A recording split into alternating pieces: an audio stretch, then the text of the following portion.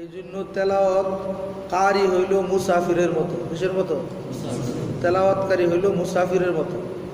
মুসাফির যেমন গন্তব্যে যাওয়ার জন্য তার সামর্থ্য অনুযায়ী সে চলতে থাকে, যেখানে সেখানে থামে না।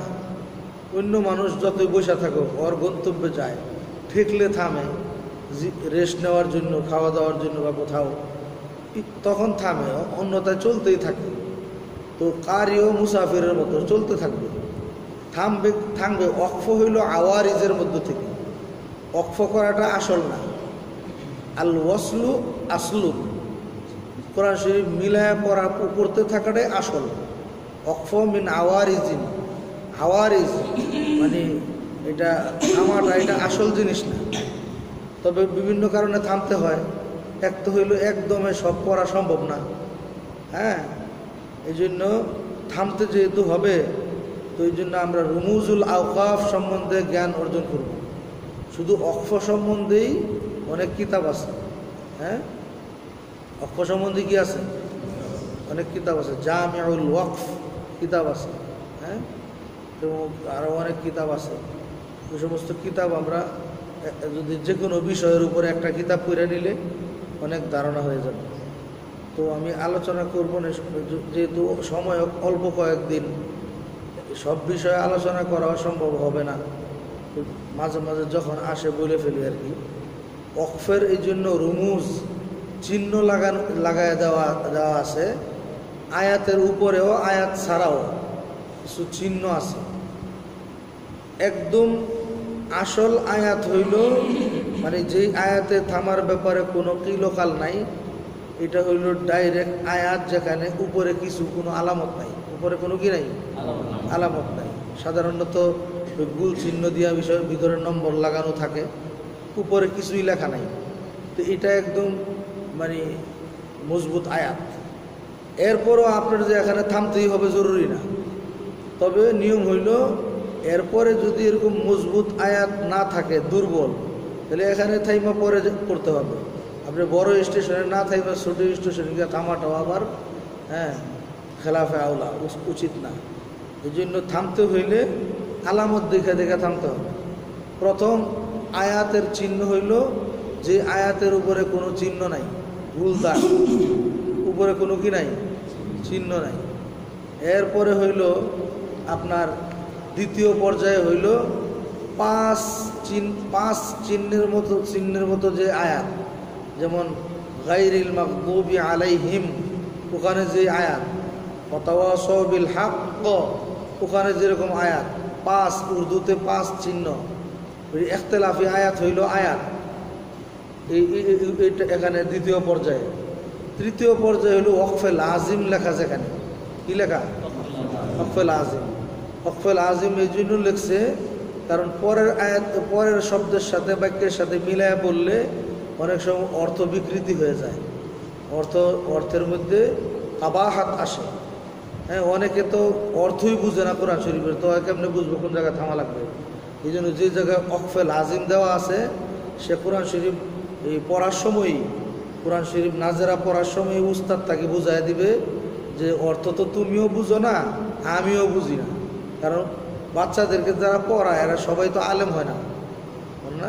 আর যদি আলেম হয় তাহলে বলবে যে এখানে এই অর্থের উপর সমস্যা, এই জন্য এখানে ওয়াকফে লাজিম দেওয়া আছে, দেখো কোন জায়গায় চিহ্নটা দেওয়া, ওখানে কোনো আয়াত নাই, আয়াতের মাঝখানে।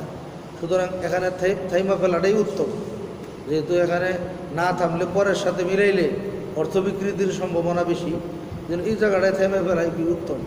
তবে যদি একদমে পুরো আয়াতটা পুড়ে ফেলে তখন আর কোনো সমস্যা নেই, তবে এখানে থামলে ভালো, এই জন্য অর্থ বিকৃতি ঘটে না।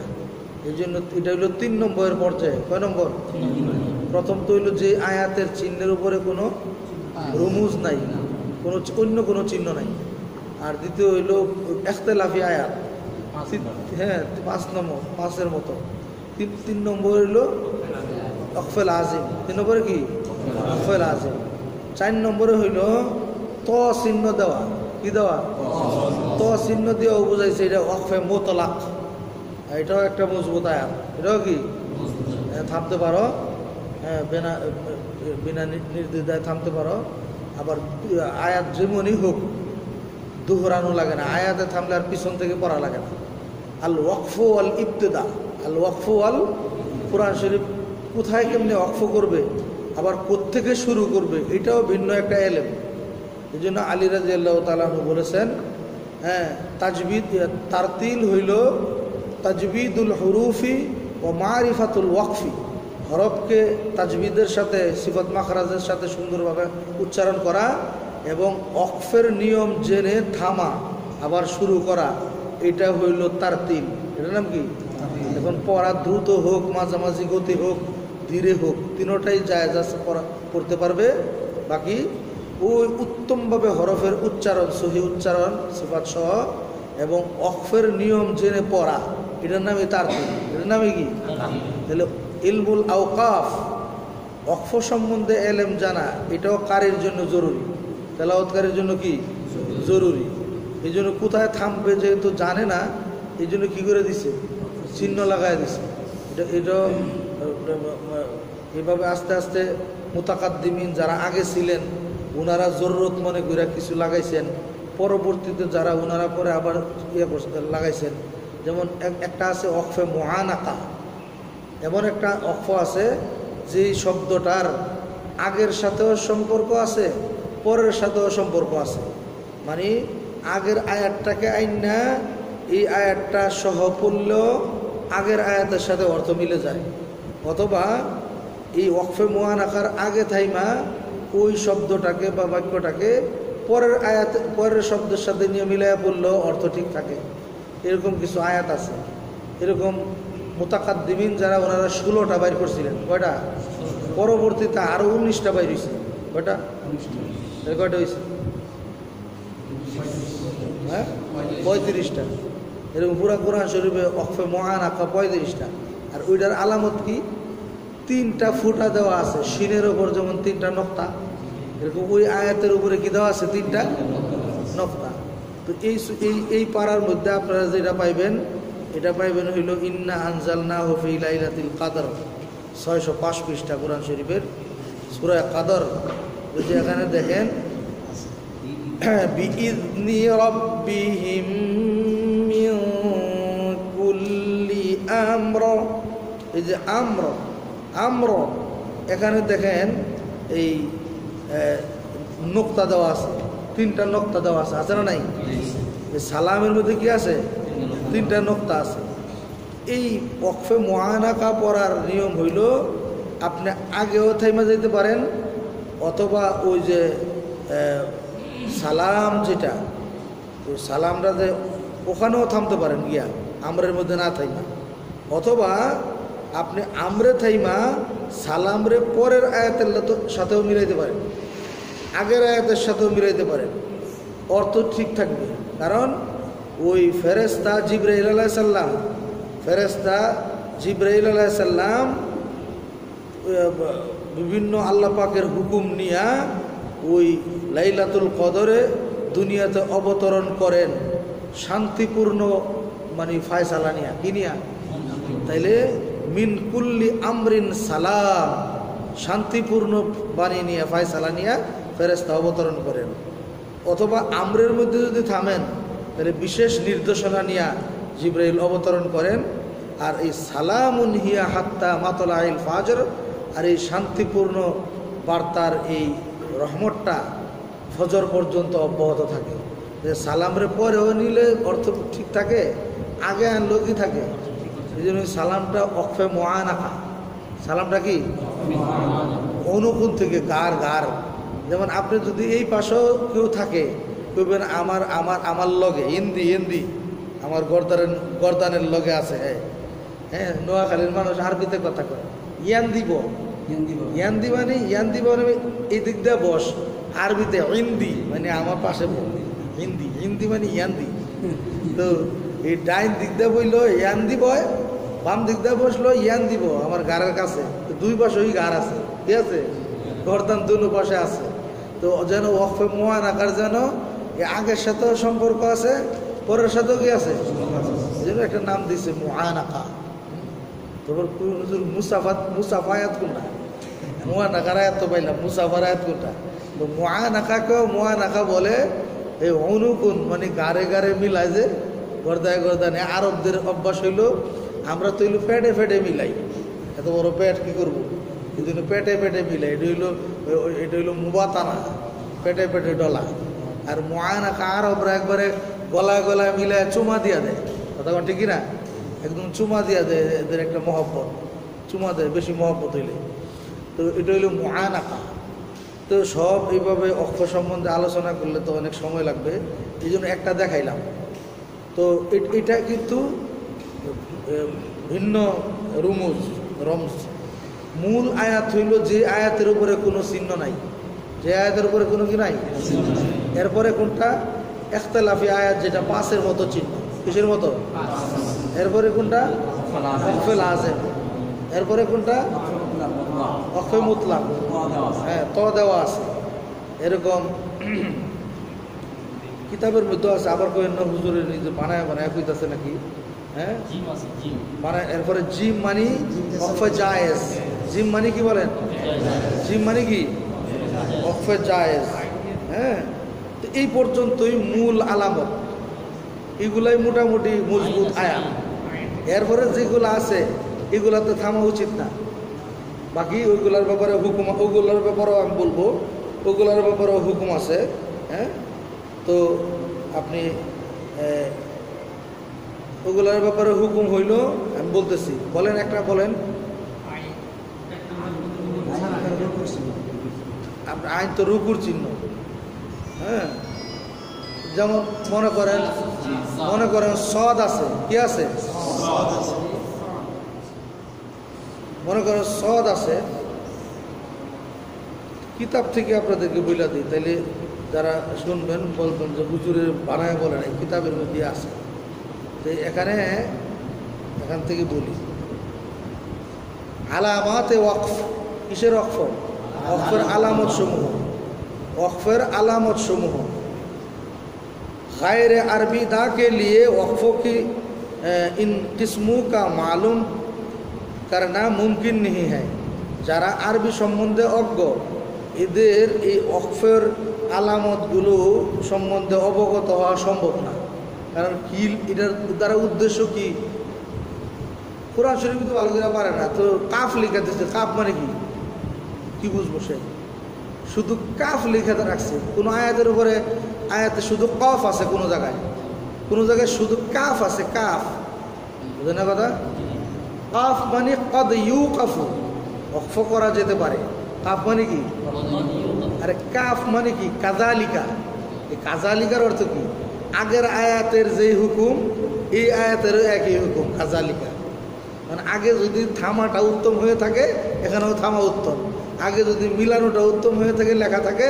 তাহলে এই কাযালিকা অর্থ মিলানো উত্তম বুঝলেন কথা তো এরকম ওই সদ আছে কাদ ইউসালু সদ অর্থ কি এখানে কাদ ইউসালু মিলায়া পড়া যায় না থামে মিলায়া পড়া ভালো আবার অনেক জায়গায় সদ লাম ইয়া আছে হ্যাঁ আল ওয়াসলু আউলা এখানে আগেরটা হইলো মিলানো যেতে পারে থামাও যেতে পারে মিলানোও যেতে পারে তো থামাচ্ছে মিলানোটা ভালো দেখে লিখছে সদ বুঝলেন না কথা আর লিখতো কফ লিখতো কাদ ইউ কাফুর মানে এই মিলানোর চেয়ে থামাটা একটু প্রাধান্য বেশি আর সদ লিখলে থামার চাইতে মিলায় পড়াটার প্রাধান্য বেশি আর যদি সদলাম ইয়া হয় তাইলে একবারে মিলায় পড়াটা উত্তম সদলাম ইয়া মানে আল ওয়াসলু আউলা তাইলে কফ এরকম সদ লাম ইয়া আর লাম আলিফ মানে লা ওয়াকফা আলাইহি এখানে থামা উচিত না কিন্তু এটা যদি আয়াতের মাঝখানে হয় তাহলে মোটেই উচিত না আর যদি আয়াতের উপরে হয় তাহলে আয়াতের সম্মানে থামলে আর দৌড়াইতে হবে না কুরআন শরীফের অনেক আয়াতের মাঝখানে এই লাম আলিফ দেওয়া তার মানে এখানে থামো না থামলে অর্থটা বেশ কম হয়ে যায় যেমন সূরা মুজাম্মিলের মধ্যে বাইর করে সূরা মুজাম্মিলের মধ্যে সাধারণত অক্ফ আমরা করি ব্যতিক্রম অক্ফ অথচ এরকম যেখানে থামাটা উচিত না ওখানেই আমরা থামি শেষ দিক দিয়ে দেখেন হ্যাঁ একদম শেষ দিকটা দেখেন وآخرون يقاتلون في سبيل الله আছে না নাই তো এখানে দেখেন দুই রকম চিহ্ন দেওয়া আছে প্রথম হলো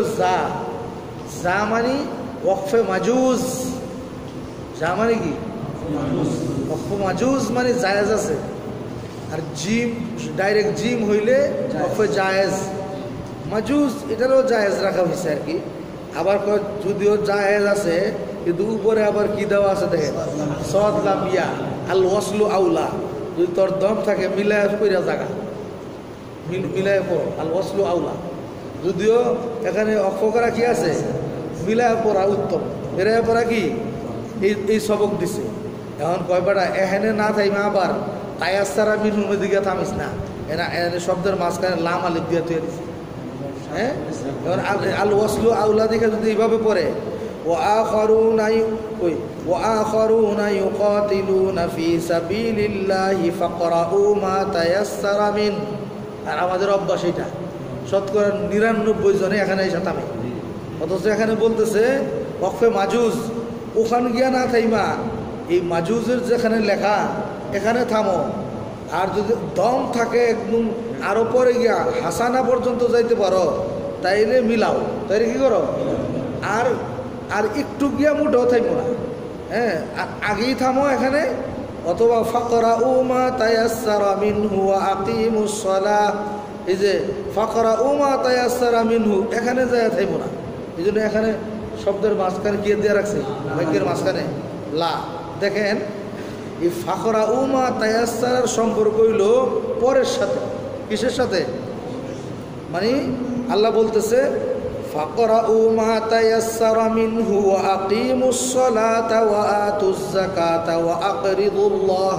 قرضا حسنا মানে কুরআন শরীফ থেকে যেখান থেকে সহজ ওখান থেকে তোমরা তেলাওয়াত করো নামাজ কায়েম করো যাকাত দাও আল্লাহকে কর্জে হাসানা দাও ওইগুলোর সাথে সম্পর্ক এইটার আর তুমি কি করছো ফি সাবিলিল্লাহর সাথে নিয়া ফাকরাউ মা তায়াসসার মিলাইছো আসলে নাই অর্থ না বুঝলে তো সমস্যা এই জন্য এখানে আয়াত নাই তাও এই জায়গাটার মধ্যে লামালিপ দিয়ে রাখছে লাল বাতি জ্বালায় দিচ্ছে না থামে হ্যাঁ থামলে আগে থেমে যাও আগে থেমে যাও তুমি যদি পড়ার সময় হুঁশ থাকেনি পড়ার সময় হুঁশ না থাকবে দেখা শিখার সময় হুঁশ থাকা দরকার যখন কোরআন শরীফ নাজেরা পড়বা তখন থেকেই আলামাতে রুমুজুল আওকাফ উস্তাদের শিখায় দেওয়া উচিত এবং হাফেজ ছাত্রকে অভ্যস্ত করা উচিত এখানে থাইমা অভ্যাস কর এখানে থেকে অভ্যাস কর শুধু পড়ার সিহাত যেমন শুনবো কোন জায়গায় থামে কোন জায়গায় কি করে এইগুলোও ঠিক করে দেওয়া উচিত তুই এই জায়গায় থামস কেন এটা ভেজাল আগে থাম অথবা পরে যায় থাম এটাও তাকে অভ্যাস করে দেওয়া উস্তাদের দায়িত্ব যখন পড়ার সময় অভ্যাস হয়ে যাবে তখন হ্যাঁ রুমুজুল আওকাফের দরকার নাই হ্যাঁ তো ঠিক মতোই শিখছি কথা বলতে কি না এই জন্য আমরা যেহেতু ভুল মতো শিখছি এই জন্য এখানে এসে থামি বেশিরভাগ আপনি দেখেন যারা সূরা মুজাম্মিল পড়ে নামাজের মধ্যে বেশিরভাগ এই জায়গায় থামে অথচ এই জায়গায় কি দেওয়া হ্যাঁ এই জায়গায় যদি আয়াতের উপরে লা থাকতো তাহলে কথা ছিল না আয়াত হিসেবে তো অক্ষ করাই যায় কিন্তু এখানে কিন্তু আয়াত নাই কি নাই এই জন্য রুমুজুল আওকাফ জানা দরকার আছে না নাই যেহেতু বিষয়টা আসছে গুরুত্বপূর্ণ বিষয় এটা এবং তাজবিদের অংশ সংক্ষেপে এখান থেকে কিতাব থেকে বইলা দিই তো বলতে যেহেতু আরবি যারা জানে না এদের জন্য সম্ভব না কোথায় নামলে অর্থ বিকৃতি হবে বা ভালো হবে इसलिए मुनासिब है कि शेख अब्दुल्ला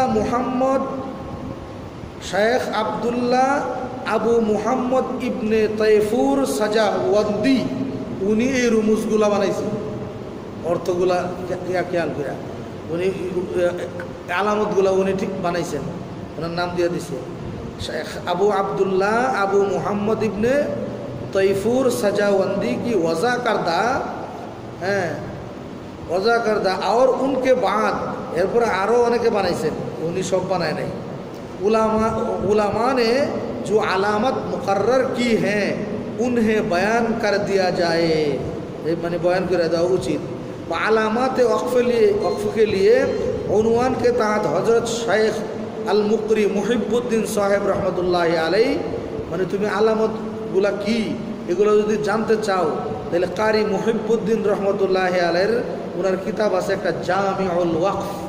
কি নাম? নাম বলছিলাম না আমি? এই জামিউল ওয়াকফ করে নিতে পারো। ওখানে শুধু ওয়াকফ সম্বন্ধেই কথা, শুধু ওয়াকফ সম্বন্ধে। से सिर्फ मुख्तसर अलामत वक्फ दर्ज की जाती है बना से, उस पर मज़ीद कलाम के लिए कलम अंदाज किया जाता है, क्योंकि उसके गिरा कदर रसाला की नहायत उम्दा तशरीह मौलाना अल मुक़री मोहम्मद सिद्दीक़ साहब सासरूवी मद्दज़िल्लु आली शेखुल कुर्रा मदरसतुल फलाह दाराइन तरकी सर गुजरात, उनार बारे मने गुजरात के कलम उनार लेखा की तौजीहुल वक्फ, এর নাম কি? জামিউল ওয়াকফ থেকে আরো বিস্তারিত লেখা আছে এই কিতাবে, তাওজিহুল ওয়াকফ। ওইটাও মুতালা করতে পারো, এই জন্য ওই কিতাবের নাম দিয়েছি। হ্যাঁ, কিতাব যাতে বড় হয়ে না যায় এই জন্য অনেক বইয়ের মধ্যে উদ্ধৃতি দিয়া দেয়, অমুক কিতাব পড়তে পারো, অমুক কিতাব পড়তে পারো। এখানে এই জন্য এটা বলে দিলেন মাতবু হয়। তারপরে কারিইন ওয়াকফ সে মুতাআল্লিক ইন তাশরিহ রিসালা কো দেখেন, ওইগুলো দেখেন। এখন আমি যেগুলো বলতেছিলাম এখন এখান থেকে শুনেন। এই যে মূল আয়াত, গুল চিহ্ন যেখানে কোনো কি নাই, এই যে গুল চিহ্ন, গুল আলামতের উপরে কোনো চিহ্ন নাই, কোনো কি নাই, চিহ্ন নাই, এটা হইল প্রথম পর্যায়ে। এর পরের পর্যায়ে হলো যে 5 চিহ্নের মতো আরবিতে, কিসের মতো? 5 চিহ্নের মতো এটা দেওয়া আছে। এরপরে হইল মিম, এই যে ওয়াকফুল আযম বলছিলাম না, ওয়াকফুল আযম। এরপরে এই যে দেন ত, কি দেওয়া আছে? মুতলাক। ইয়াকা না'বুদু ওয়া ইয়াকা নাস্তাঈন, এগুলোর মধ্যে ত দেওয়া আছে। কি আছে? ত দেওয়া আছে। আর আলহামদুলিল্লাহি রাব্বিল আলামিন লা, আর রহমানির রহিম লা, মালিকি ইয়াউমিদ্দিন ওখানে আয়াত, ওখানে কি? এই জন্য এই এগুলো দেওয়া আছে। ওই যে মুফতি সাহেব প্রশ্ন করছিলেন যে এটার জবাব ওই কিতাবের মধ্যে আছে। দুটোটা হাদিস কোরআন শরীফ অসল করবে না অকফান করবে, দুটোটাই উম্মে সালমা থেকে রেওয়ায়াত করা, তিরমিজিতে আছে। দুটোটা এই হাদিসে কিতাবে আনছে, মানে দুটোটাই উম্মে সালমারা জেলা থেকে রেওয়ায়াত করা। তো যেখানে থেমে থেমে পড়ার কথা বলছে ওইটা হইল তালিমান। হাদিসের ব্যাখ্যায় লিখছে তালিম দেওয়ার জন্য, শিক্ষা দেওয়ার জন্য, ছুটো করে বললে যারা শিখে ওদের জন্য সুবিধা, বুঝলেন না কথা? ওইটা হলো তালিমান। আর পড়ার ক্ষেত্রে আল ওয়াসলু আউলা, মিলায়া পড়াটাই উত্তম। কেন? কারণ কোরআন শরীফের ব্যাপারে ফজিলত হইল যত হরফ বেশি পড়বে তত সওয়াব বেশি, কথা বলেন না? যত হরফ বেশি পড়বে। তাইলে আপনি কি আস্তে আস্তে পড়লে বেশি আয়াত পড়তে পারবেন, নাকি একটু দ্রুত পড়লে বেশি আয়াত পড়তে পারবেন? মিলায় মিলায়, তো মিলায় মিলায় পড়লে বরং অনেক সময় কষ্টও কম। والنازعات غرقا والناشطات نشطا والسابحات سبحا فالسابقات سبقا, এমনি পড়তে থাকলেন। বারে বারে ঘন ঘন শ্বাস ফেলানোরও কষ্টকর। আর যদি এক শ্বাসে শ্বাস বইরা পড়েন والنازعات غرقا والناشطات نشطا والسابحات سبحا فالسابقات سبقا, পড়ারও সুন্দর শোনা যায়। আর ডাক্তারি মতেও শ্বাস দইরা রাইখা রাইখা দীর্ঘক্ষণ পরে ছাড়লে হার্ট মজবুত থাকে, ফুসফুস ক্লিয়ার হয়। ওই যে ডাক্তাররা করোনার পরামর্শ দেয় না, একদিন শুনছি এক ডাক্তার বলতেছে যদি বুক ব্যথা অনুভূত করেন বা শ্বাস ফলাইতে কষ্ট হচ্ছে মনে করেন, তাহলে কি করবেন জানেন? নাক দিয়া জোরে শ্বাস নেবেন, তারপর অনেকক্ষণ দূরে রেখা মুখ দিয়ে ছেড়ে দিবেন, তাহলে ফুসফুসের অক্সিজেন নিতে সুবিধা হবে। ফুসফুসের ভিতরে কি হবে? অক্সিজেন নিতে সুবিধা হবে। এটা একটা ব্যায়াম, এটা একটা কি ব্যায়াম। তাহলে আপনি তেলাও যদি বারে বারে দম সারেন তো ডাক্তারি ফায়দাটা তো কম আরও বললেন। আপনি যদি এক শ্বাসে, এই জন্য কারি সাহেবরা নাক দিয়ে অনেকক্ষণ শ্বাস নিয়ে আলো যাতে দমটা না ছুটে, কথা ঠিক কিনা? এরপরে পরে তো এখানে ডাক্তারি ফায়দা হইতেছে, আমার চিকিৎসাও হইতেছে, তেলাওয়াত হইতেছে, সওয়াব হইতেছে, অনেক ফায়দা। তো যদিও এর ব্যতিক্রম অনুমতি আছে, তো যেখানে আমার ফায়দা বেশি এটাই তো আমি করবো, কথা বলেন না? আমি যেটা বলতেছিলাম মজবুত আয়াত কোনটা? যে আয়াতের উপরে কি নাই, কোনো আলামত, কোনো কিছু নাই। তারপরে এরপরে কোনটা বলছিলাম, এরপরে পাঁচ চিহ্ন যেটা ওইটা হইলো কি বলেন না, এটা হইলো দ্বিতীয় নম্বরে। পাঁচ চিহ্নটা কত নম্বরে? দ্বিতীয় নম্বর। তৃতীয় নম্বরে ওয়াকফে লাজেম। আর চতুর্থ নম্বরে কি ত দেওয়া যেটার মধ্যে আছে, এটা হলো চতুর্থ নম্বরে। এরপরে হলো জিম, এরপরে কি, এরপরে জিম ওয়াকফে জায়েজ, ওয়াকফে জায়েজ। এই জন্য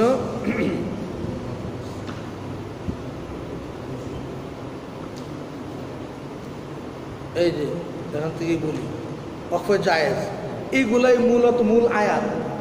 এরপরে যেই চিহ্নগুলো আছে ওইগুলাতে না থামাই উত্তম, না থামাই কি। তবে যদি থামার ব্যাপারে কথা হইলো, আপনি আয়াত না থাকলেও থামতে পারবেন, কিন্তু পিছন থেকে দৌড়াইতে হবে। পিছন থেকে কি করতে হবে? দৌড়াইতে হবে, পিছন থেকে দৌড়াইতে হবে। এই জন্য ওয়াকফে ইজতিরারি, অপারগতার কারণে শ্বাস শেষ হয়ে গেছে বা কাশি এসে পড়ছে, এখন কি করবেন? থাইমা যান, আবার পিছন থেকে পড়েন, আবার কি করেন? পিছন থেকে পড়েন। হ্যাঁ, এরপরে লিখছে যা, কোনো আয়াতের উপরে যা আছে বা মাঝখানে যা আছে, যা অর্থ ওয়াকফে মাজুজ, এখানেও জায়েজ আছে, থামতে পারবেন। হ্যাঁ, তো যেই জায়গায় এই ইয়াগুলো লাগানো আছে এগুলো সাধারণত দোহরাইতে হবে না, কি করতে হবে না? দোহরাইতে হবে না। বাকি মাজুজ সদ মানে সদ শুধু সদ থাকলে এটা হইলো একটা শব্দ ওয়াকফে মুরাখাস। ওয়াকফে কি? শুধু সদের অর্থ ইয়া হইলো ওয়াকফে মুরাখাস, মানে রুখসত দেওয়া হয়েছে, আপনি থামতে পারেন। ইয়া মুরাখাস, থামার জন্য আপনাকে এজাজত দেওয়া আছে, ইখতিয়ার দেওয়া আছে, থামতে পারেন। থামলে আর দোহরানো লাগবে না, কি লাগবে না? দোহরানো লাগবে না। আরেকটা হলো কফ, কফ অর্থ কফ অর্থ কিলা আলাইহিল ওয়াকফ। কফ দ্বারা কি উদ্দেশ্য? কিলা আলাইহিল ওয়াকফ, মানে এখানে ওয়াকফ করার কথাও বলা হয়েছে, তাহলে থামতে পারেন। আর যেখানে কাফ, যেখানে কি বলেন না, যেখানে কাফ ওখানে কি?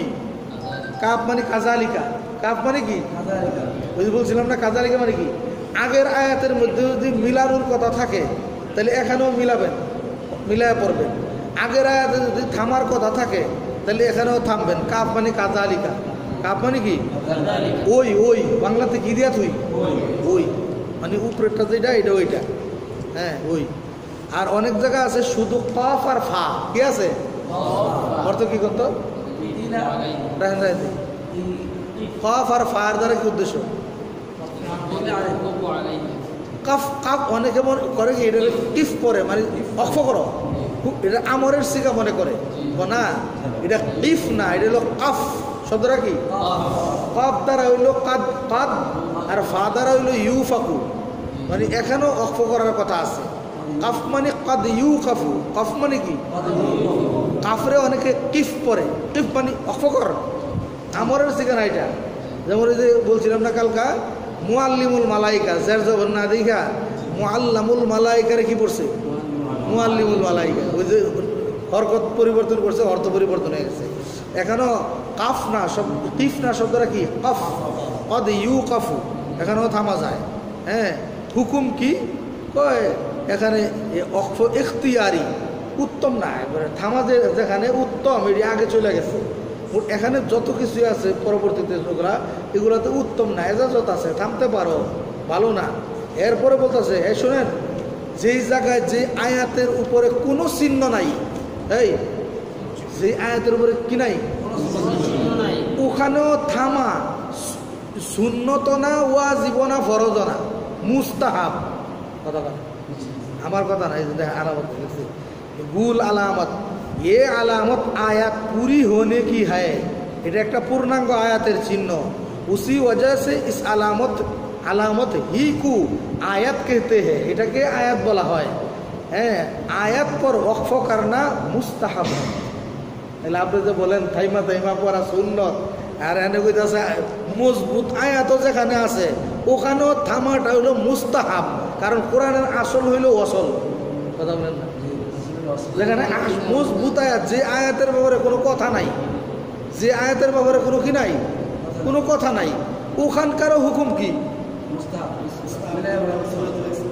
ওখানে ওখানে প্রথম কথা আমার ওয়াকফ আওয়ারিজের মধ্য থেকে, ওয়াকফটা হলো কি বলে আওয়ারিজ মেসে, হ্যাঁ মিলায় পড়াটাই আসল।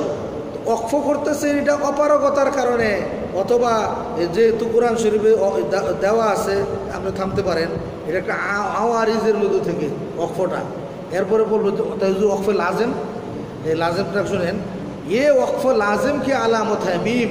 वक्फ लाजिमेर अलामत की मीम, मीम दिया वक्फ लाजिम। उस पर बइक्तिजाए खत्म कलाम वक्फ करना लाजिम है। এখানে একটা কথা এসে শেষ হয়েছে, পরে মিলাইতে গেলে অর্থ বিকৃতি মানে মুমেন্ট কাফের এক হয়ে যেতে পারে। কথা বলেন ঠিক কিনা? এবার কাফেরদের ব্যাপারে আলোচনা করছে জাহান্নামে যাইব, এবার আন্য মুমেন্টও লাগাই দিচ্ছে। হ্যাঁ, ইন্নাল্লাযীনা আমানু ওয়া আমিলুস সালিহাতি লাহুম জান্নাতুন তাজরি মিন তাহতিহাল আনহারু খালিদিনা ফিহা কয়ে দিলেন। এরপরে ওয়াল্লাযীনা কাফারু, এখানে থামছে। এর মানে কি ওই খালিদিনা ফিহা যে জান্নাতে যাইব, ওয়াল্লাযীনা কাফারু যারা এরাও পরে নিয়ে মিলাই দিলেন। পরে করে বলতেছে আর কি ওই আমানুর লোকে কাফারু একসাথে মিলাই ফেলাইছে, তো এরকম অর্থ একই হয়ে যেতে পারে। বা কাফের নিয়ে মুমিন বানায় ফেলাইছেন, মুমিনরা কাফের বানায় ফেলছেন, এই ধরনের বিকৃতি করতে পারে। এই জন্য মিম লাগাই দিছে, এনে থাইমা যাবেই, তুই পরে নিয়ে যদি মিলাস তাহলে আগেরটার লোকে পরেরটা মিলাইলে একটা অকফে কাবিহ খারাপ একটা অর্থ হবে। হ্যাঁ, অনেক সময় নামাজও ভেঙে যাবে। অনেক সময় কী হবে, একদিন আমগো মসজিদে ইমাম সাহেব নামাজ পড়ছে, হ্যাঁ সূরায় ওই যে বুরুজ পড়ছে না যেমন আজকে, মানে বুরুজ পড়ছিল, পরেন তো দিই। হ্যাঁ,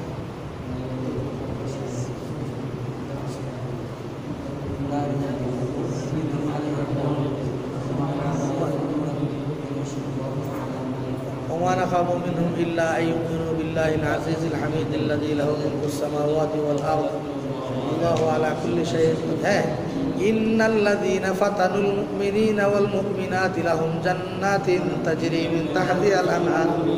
আর এইভাবে পড়ছে নামাজের ভিতরে, আর নামাজ হয়ে গেছে। এর কত আমগো মুফতি সাহেবরা আছে, বড় বড় হুজুররা আছে, মুহাদ্দিস আছে, শাইখুল হাদিস আছে, নামাজ হয়ে গেছে। আমারও ওই সময় কেমন একটু আসার সময় ঘুম ঘুম ভাব, হঠাৎ করে কী করছো, আরে নামাজ পুরে ফেলাইছি, শেষ, কেউ লোকমা দিল না। এরপরে আমি সালাম ফিরে কি বললো এটা, ইন্নাল্লাযীনা ফাতানুল মুমিনিনা ওয়াল মুমিনাতি সুম্মা লাম ইয়াতুবু লাহুম জান্নাতিন তাজরি মিন আউযু বিল্লাহ। মুমিনরে কষ্ট দিছে যে কাফেররা, এরা বলে জান্নাতে যাবে, এটা কথা কাফের জান্নাতে যাবে ওইটা কয়ে ফেলাইছে। এই আবার নামাজ হবে, আবার নামাজ হবে। মুফতি সাহেব আমার দিকে কেন শরম পাইছে, উনি আবার আমার উস্তাদ। হুজুর ওই যে ইন্নাল্লাযীনা ফাতানুল মুমিনিনা ওয়াল মুমিনাতি সুম্মা লাম ইয়াতুবু ফালাহুম আযাবু জাহান্নামা না কইয়া ওয়া লাহুম জান্নাতিন তাজরি মিন তাহতিহা নাউযু বিল্লাহ। আবার পড়ো, আবার পড়ো। তো অনেক সময় ইমামেরও খেয়াল থাকে না, ভুলে হয়ে গেছে। ইমামের ভুলে হইলেও অনেক সময় নামাজ দৌড়াইতে হবে, আর ইচ্ছা করে পড়া তো সুযোগই নেই।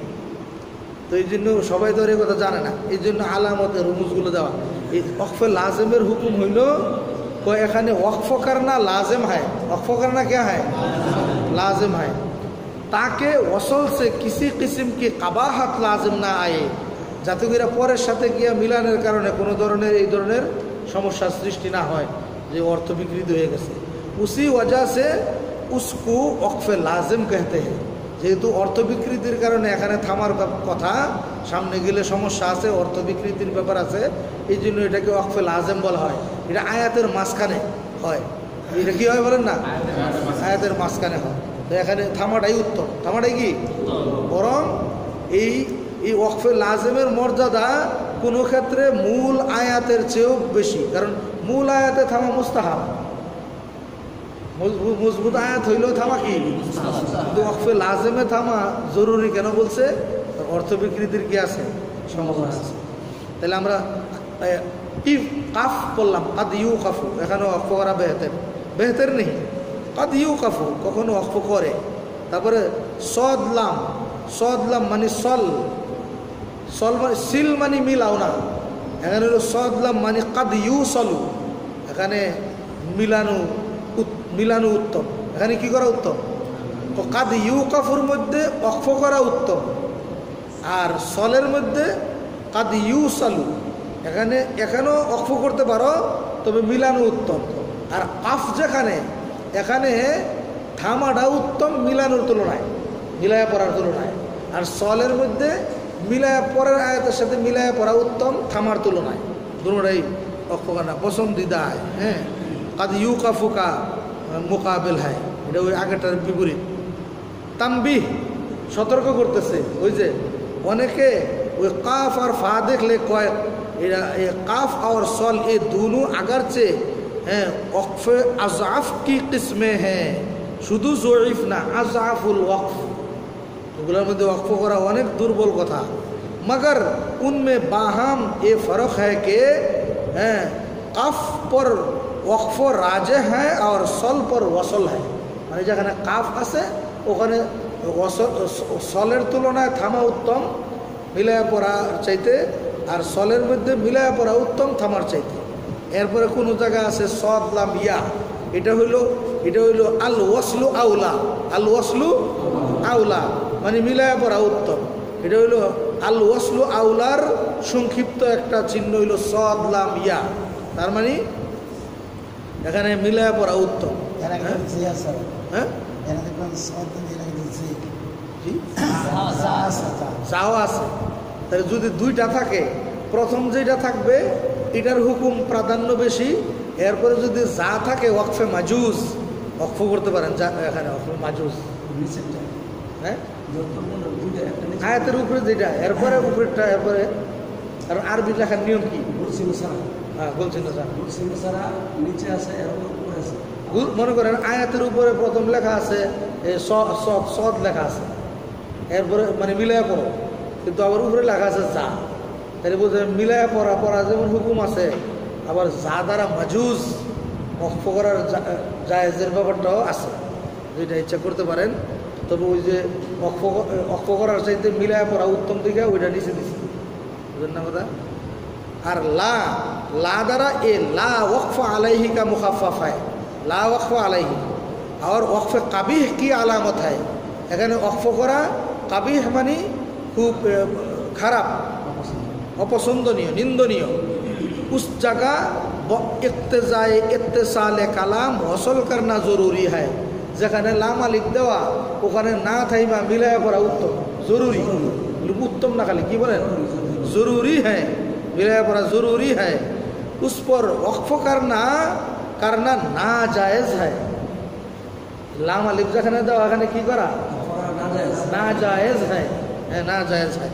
যে জায়গায় কোনো চিহ্ন নাই ওখানেই মুস্তাহাব, আর যেখানে লা দেওয়া আছে না জায়েজ, তাহলে আপনি মুস্তাহাবের উপরে আমল করবেন না না জায়েজের উপরে?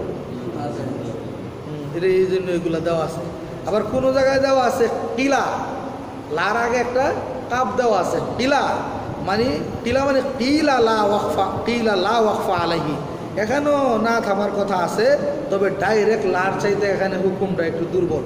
হ্যাঁ ওয়াকফ মুখতালিফ ফি হয় মানে ইখতিলাফ আছে এখানে, এই জন্য। আরেক জায়গা আছে, এরপরে দেখাইতেছে যে এই আয়াতের উপরে লাম আলিফ দেওয়া, ডাইরেক্ট লাম আলিফ যেখানে আয়াত ছাড়া ওখানে না থামা জরুরি, না জায়েজ। আর যেখানে আয়াতের উপরে লাম আলিফ, যেমন আলহামদুলিল্লাহ রাব্বিল আলামিন, এখানে তো ডাইরেক্ট লাম আলিফ না, কিসের উপরে লাম আলিফ? আয়াতের উপরে। এটার হুকুম কি? ইসকু আয়াতে লা कहते हैं, ওইটাকে আয়াতে লা বলা হয়। ইহা আয়াত হোনে কি ওয়াজা সে ওয়াকফ জায়েজ হয়। এখানে ওয়াকফটা কি বলেন না জায়েজ আছে, अलबत्ता মহল্লে ওয়াকফ না হোনে কি ওয়াজা বিনা পর ये तो মূলত এখানে থামার জায়গা না, ওয়াসল বেহতর হয়। ওয়াসল কি হয়? এই জন্যই আলহামদুলিল্লাহি রাব্বিল আলামিন আর রহমানির রহিম মালিকি ইয়াউমিদ্দিন বেহতরের উপরে আমল করা হয়। বেহতরের উপরে কি করা হয়? আমল করা হয়। হ্যাঁ জায়েজের উপরে আমল করা হয় না। থামাও জায়েজ আছে, থামাও কি আছে, যেহেতু আয়াত আছে থামাও কি আছে, কিন্তু না থাইমা পড়া বেহতর उत्तम, ওইটার উপর আমল করা। लेकिन वक्फों के बाद इआदा ना करना चाहिए। लाम अलिफ आसे देगा অক্ফ করলে আবার পিছন থেকে দোহরান দরকার নেই।